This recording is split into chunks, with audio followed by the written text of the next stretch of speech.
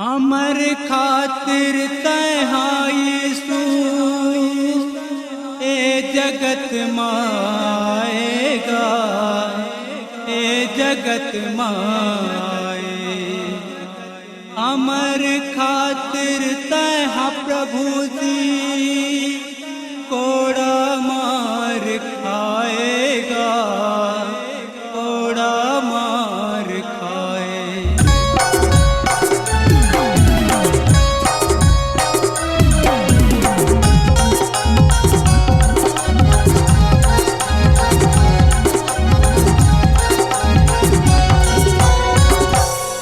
ईश्वराजा मुक्तिदाता और महिमा लाएगा, ईश्वराजा मुक्तिदाता और महिमा लाएगा, और महिमा लाएगा प्रभु यीशु और महिमा ला सुनाऊंगा, और महिमा ला बताऊं, और महिमा लाएगा प्रभु यीशु और महिमा ला सुनाऊंगा, और महिमा ला बताऊं।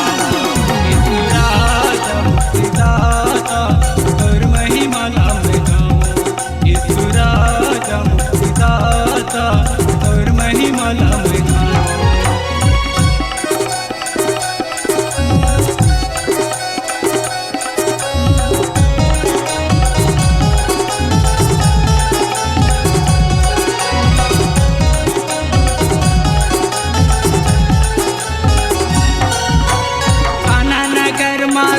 प्रभु यीशु आपन महिमा बताएगा, आपन महिमा बताए। अपनी नारी लतहा प्रभु यीशु सत के डहर दिखाएगा, सत के डहर दिखाए।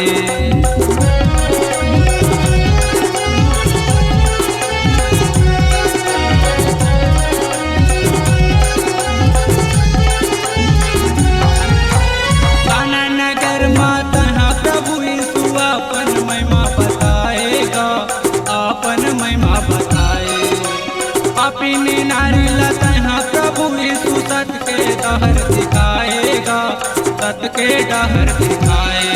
ईश्वराजा मुक्तिदाता और महिमा लाएगा, ईश्वराजा मुक्तिदाता और महिमा लाएगा, और महिमा लाएगा प्रभु यीशु और महिमा ला सुनाऊंगा, और महिमा ला बताऊं, और महिमा लाएगा प्रभु यीशु और महिमा ला सुनाऊंगा, और महिमा ला बताऊं। ईश्वराजा मुक्तिदाता और महिमा लाएगा, ईश्वराजा मुक्तिदाता और महिमा लाएगा।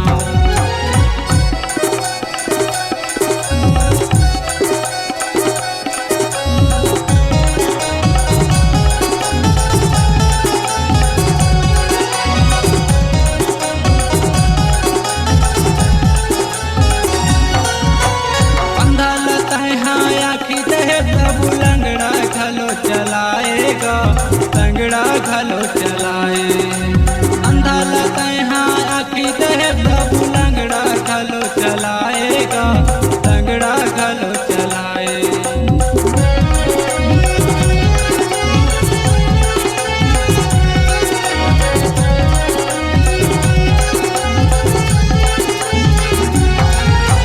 दुखिया के दुखला हरे प्रभु यीशु मुर्दा घलो जियाएगा, मुर्दा घलो जियाए। दुखिया के दुख हरे प्रभु यीशु मुर्दा घलो जिलाएगा, मुर्दा घलो जिलाए।